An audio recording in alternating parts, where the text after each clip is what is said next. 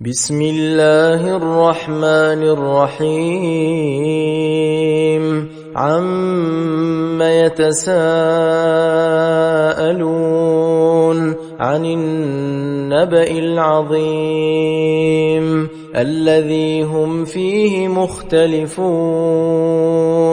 كلا سيعلمون ثم كلا سيعلمون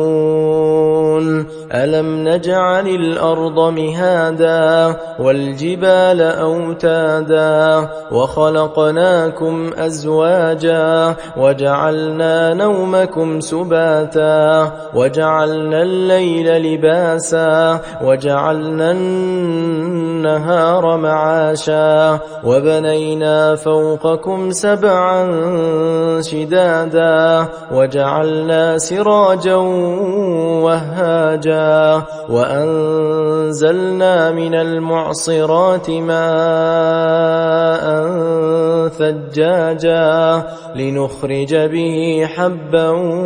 ونباتا وجنات ألفافا إن يوم الفصل كان ميقاتا يوم ينفخ في الصور فتأتون أفواجا وفتحت السماء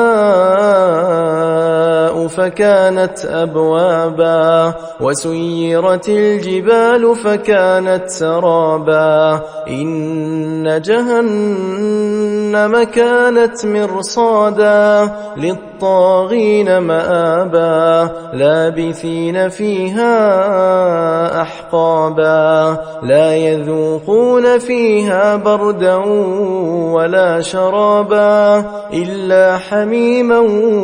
وغساقا جزاء وفاقا إنهم كانوا لا يرجون حسابا وكذبوا بآياتنا كذابا وكل شيء أحصيناه كتابا فذوقوا فلن نزيدكم إلا عذابا إن للمتقين مفازا حدائق وأعنابا وكواعب أترابا وكأسا دهاقا لا يسمعون فيها لغوا ولا كذابا جزاء من ربك عطاء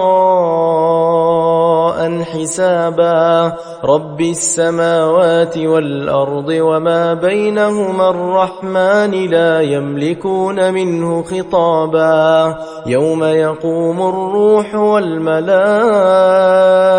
صفا لا يتكلمون إلا من أذن له الرحمن وقال صوابا ذلك اليوم الحق فمن شاء اتخذ إلى ربه مآبا إنا أنذرناكم عذابا